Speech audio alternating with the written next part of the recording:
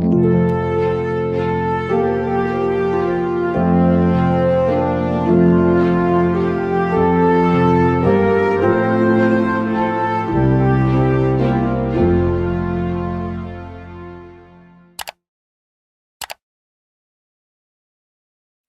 tal, mis queridos hermanos? Bendiciones, bienvenidos nuevamente a lo que es el tercer tema de esta serie titulada El carácter de Dios. En este tema número 3, titulado también El cerco protector, vamos a ver cómo es que Dios protege a los seres humanos y qué pasa también cuando el ser humano se aleja de la protección de Dios, ¿sí? En el capítulo anterior hemos visto algunos fundamentos del carácter de Dios, de su carácter, que ahora deberemos utilizarlos en cada uno de los siguientes temas, ¿sí? De una misma fuente no puede salir agua dulce y agua salada. Por lo tanto, lo que quiere decir es que de un mismo ser no puede salir la vida y la muerte, la libertad y la opresión, ¿sí? eh, Hemos visto quién está detrás de cada uno de estos atributos. De la vida, de la libertad está Dios y de la muerte, de la opresión está el pecado, está Satanás. Y en este tema que los invito ya a poder pasar a que lean la presentación, los textos en pantalla, vamos a empezar con el texto clave, ¿no es cierto?, que se encuentra en Zacarías 2:5 y dice: Yo seré para ella, dice Jehová, muro de fuego en derredor, y para gloria estaré en medio de ellas. Esto ya nos da una idea, ¿no es cierto?, de que Jehová protege a sus hijos. En Isaías capítulo 5 podemos encontrar una parábola que grafica muy bien cuál es la relación de Dios para con su pueblo, cómo Él se comporta con su pueblo. Dice así: Ahora cantaré por mi amado el cantar de mi amado a su viña. Tenía mi amado una viña en una ladera fértil. La había cercado y despedregado y plantado de vides escogidas. Había edificado en medio de ella una torre y hecho también en ella un lagar. Esperaba que diese uvas, y dio uvas silvestres. Ahora pues, vecinos de Jerusalén y varones de Judá, juzgad ahora entre mí y mi viña. ¿Qué más se podía hacer a mi viña que yo no haya hecho en ella?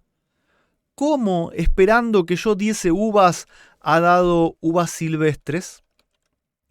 Os mostraré, pues ahora, lo que haré yo a mi viña. Le quitaré su vallado y será consumida, y aportillaré su cerca y será hollada. Haré que quede desierta, no será podada ni cavada, y crecerán el cardo y los espinos, y aun en las nubes mandaré que no derramen lluvia sobre ella. Ciertamente la viña de Jehová de los ejércitos es la casa de Israel. Los hombres de Judá, planta deliciosa suya. Esperaba juicio, y he aquí vileza, justicia, y he aquí clamor. Vamos a retroceder a la pantalla anterior para poder explicar algunos de los símbolos que figuran en esta parábola, ¿no es cierto? La viña es el pueblo de Israel. Dios eligió a un pueblo y los puso en un lugar fértil para que dieran fruto. Les puso un cerco y eso significa su protección. Él los protegería mientras se mantuvieran dentro de ese cerco, ¿no es cierto? Le sacó las piedras. Las piedras en la parábola del sembrador ahogaban a la semilla, no la dejaban crecer, ¿no es cierto? Parecía que podía crecer, pero la raíz no podía encontrar tierra firme. Edificó en medio de ella una torre. Esa torre es protección, ¿no es cierto? Jehová protege todo lo que está dentro de esa cerca. También hizo un lagar. El lagar, en este caso un lago, es de agua. El agua es un símbolo del Espíritu Santo, es un símbolo de la vida de Cristo, ¿no es cierto? Y esa vida de Cristo alimenta cada una de nuestras vidas, como alimenta las vides para que puedan dar fruto. Sin embargo, dice que estas plantas dieron fruto silvestre. Y en la Biblia hay varias ocasiones donde se compara justamente a los hijos de Dios, al pueblo de Dios, con plantas. Por ejemplo, la higuera seca, ¿no es cierto?, que Jesús maldijo en el camino con sus discípulos y después vieron que se secó. Y podemos ver que qué es lo que hace Dios, ¿sí? ¿Qué es lo que hace Dios con su pueblo cuando no da fruto, ¿no es cierto? Dice que Él le quita su vallado. ¿Y qué pasa cuando Él quita su vallado? ¿Qué pasa cuando nosotros tenemos un corral de animales y ese corral se rompe? Dice que será consumida. Si ustedes conocen granjas de verdad o viñas de verdad, cuando el cerco se rompe, entran animales salvajes y terminan comiéndose el ganado. Aportillaré su cerca y será hollada. ¿Qué significa aportillar? Es abrir una brecha. ¿Sí? Es una brecha que puede estar en un cerco, en una pared, abrir un agujero, una fracción de esa cerca o de esa pared que se abre por donde pueden entrar elementos externos, ¿no es cierto? Dice que por sacar, ¿no es cierto?, esta cerca o por aportillarla, va a quedar desierta porque va a ser atacada, ¿no es cierto? No la va a podar, crecerán el cardo y los espinos, que al igual como mencionaba la higuera seca, una planta se seca, ¿sí?, cuando no tiene agua. Los cardos y los espinos son símbolos de las personas que no tienen el Espíritu de Cristo. Las nubes no darán lluvia, Cristo no va a derramar su espíritu sobre su pueblo. Y esto es lo mismo, ¿no es cierto?, que lo que pasa en esta parábola es cómo Dios actúa con su pueblo. Vamos a seguir avanzando para explicar aún más, ¿no es cierto?, esta parábola. En Proverbios 18:10 dice: Torre fuerte es el nombre de Jehová, a él correrá el justo y será levantado. Las riquezas del rico son su ciudad fortificada y como un muro alto en su imaginación. Antes del quebrantamiento se eleva el corazón del hombre, y antes de la honra es el abatimiento. Por más que los ricos pongan muros altos creyendo que son protección, la única protección es Jehová, que es torre fuerte, esa torre que estaba en medio de la viña, ¿no es cierto? Y en Zacarías 2:5 Jehová dice que yo seré para ella muro de fuego en derredor y para gloria estaré en medio de ella. Jehová es la torre, pero también es la cerca, es el muro de fuego, ¿no es cierto? Así como lo era con el pueblo de Israel en el desierto. Era la columna de fuego y la columna de nube también. En Isaías 30:12 dice: Por tanto el Santo de Israel dice así: porque desechasteis esta palabra y confiasteis en violencia e iniquidad, y en ello os habéis apoyado, por tanto os será este pecado como pared abierta que se va a caer, y como corcova en alto muro cuya caída viene súbita y repentinamente. Y en el versículo 13 también dice: por tanto os será este pecado como grieta que amenaza ruina, extendiéndose en una pared elevada, cuya caída viene súbita y repentinamente. Son dos versiones diferentes, ¿no?, del mismo versículo, del versículo 13 de Isaías 30. Entonces, no es que Dios perdió la paciencia en esta viña y entonces la destruyó, sino que el pecado de su pueblo, el pecado de las personas, provoca una grieta en el muro de protección, en el cerco de protección, ¿sí? ¿Y qué pasa cuando hay un cerco que tiene un agujero por el cual puede entrar cualquier cosa o una pared que tiene una grieta? Viene la destrucción, ¿sí?, la caída súbita y repentina, amenaza ruina, cuando no podemos tener la protección de Dios a causa de nuestro propio pecado, viene la ruina de cada uno de nosotros, la ruina del pueblo de Dios. En Eclesiastés 10 también dice: el que hiciere hoyo caerá en él, y el que aportillare vallado le morderá la serpiente. Entonces este texto bíblico nos muestra que ese portillo o esa grieta en el cerco de protección, la hacemos nosotros mismos. Nosotros rompiendo, o mejor dicho, incumpliendo la ley de Dios, somos los que estamos abriendo la protección y quedamos desprotegidos y puede venir la serpiente. Fíjense que incluso no es casualidad el animal que entra por ese cerco roto, que se haya elegido la serpiente, que es un símbolo de Satanás, ¿no es cierto? Satanás que puede venir en todas sus formas. Isaías 58:12 dice: y edificarán los de ti los desiertos antiguos, los cimientos de generación y generación levantarás, y serás llamado reparador de portillos, restaurador de calzadas para habitar. ¿Cómo? Si retrajeres del sábado tu pie de hacer tu voluntad en mi día santo, y al sábado lo llamares delicia, santo, glorioso de Jehová, y lo venerares, no haciendo tus caminos, ni buscando tu voluntad, ni hablando tus palabras. Fíjense cómo acá aparece uno de los mandamientos. Tiene que ver con la ley de Dios. Aquellos que sostengan en alto, que reivindiquen la ley de Dios, serán llamados reparadores de portillos. Y ahora entendemos muy bien este versículo. ¿Por qué seremos llamados reparadores de portillos? Porque la ley de Dios es ese cerco protector. Todas las personas que se sostengan dentro de la ley de Dios están dentro de ese cerco protector, donde Dios bendice, donde Dios protege. Pero el que peca, el que rompe la ley de Dios, está cavando un propio hoyo por el cual va a caer y es mordido por la serpiente. Algunas citas del espíritu de profecía, escritos de Ellen White. Ser semejantes a Jesús dice: la felicidad de los seres humanos siempre debe estar protegida por la ley de Dios. Solo en la obediencia puede encontrar verdadera felicidad. La ley es el cerco que Dios colocó alrededor de su viña.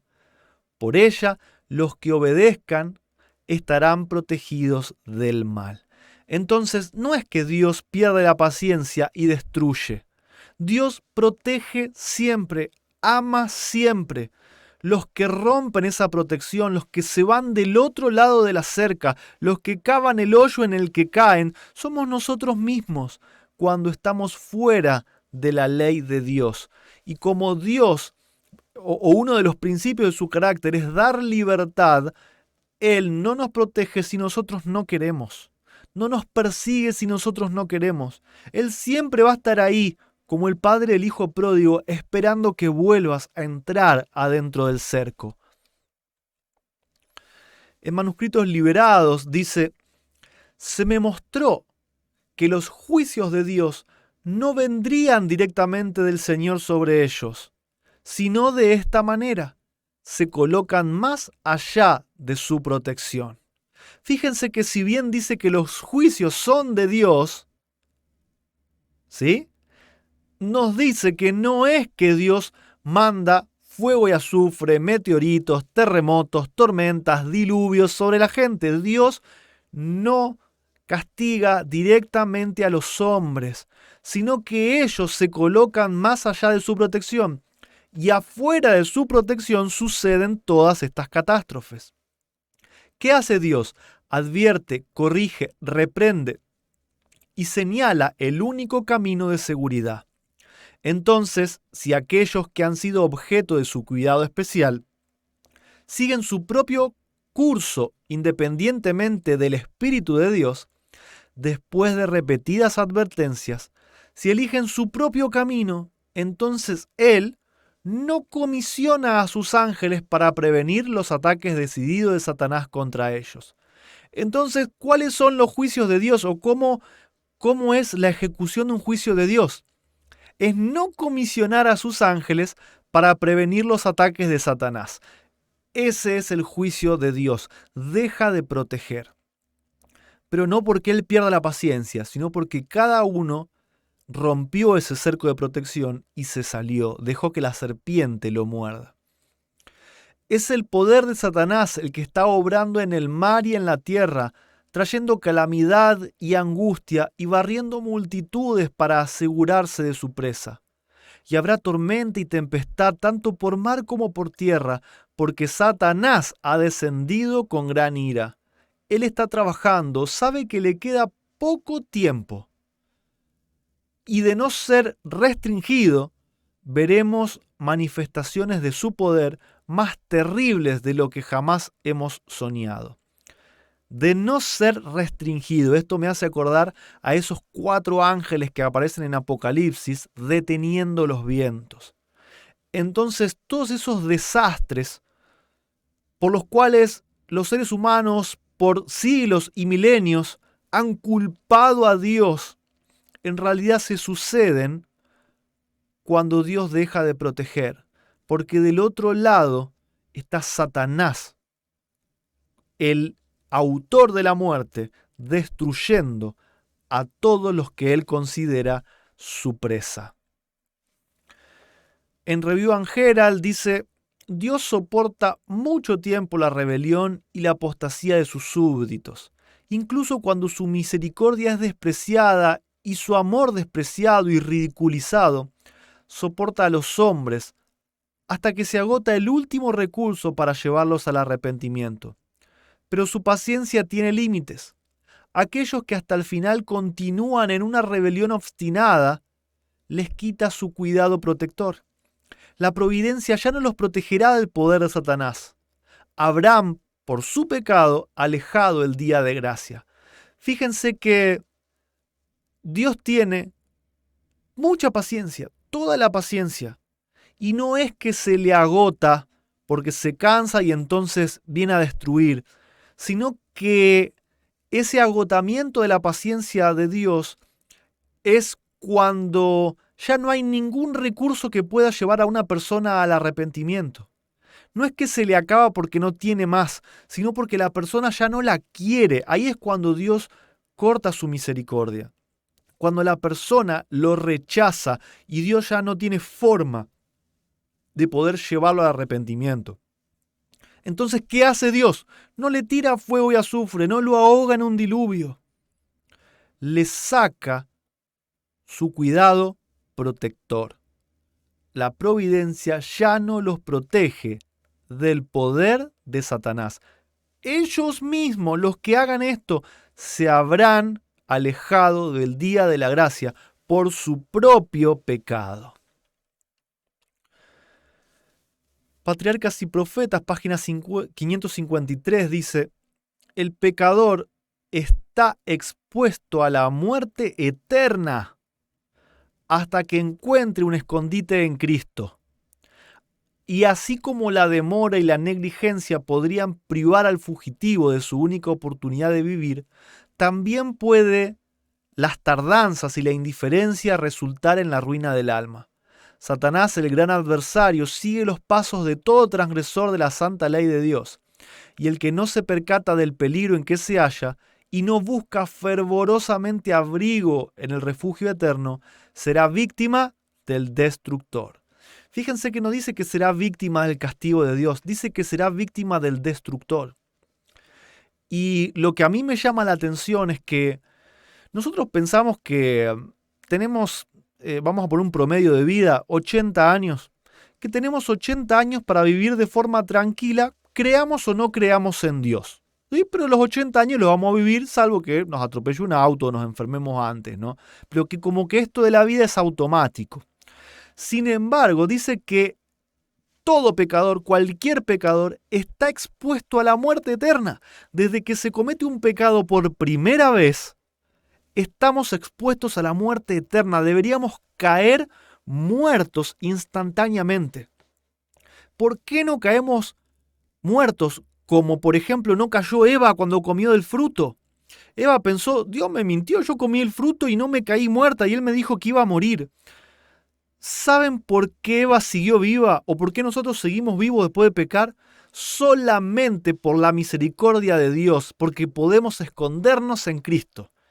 Si se cortara por un milisegundo por un milisegundo, ese cordón umbilical por el cual fluye la vida de Dios, nosotros caeríamos muertos. No necesitaríamos ni una enfermedad, ni un ataque al corazón, ni que nos atropelle un auto, ni un tiro en la cabeza. No necesitaríamos nada para morir. Si Dios dejara de hacer fluir su vida, que por misericordia llega hacia nosotros a través de los ángeles, caeríamos muertos en este instante, como Ananías y Zafira, como los hijos de Aarón adentro del santuario.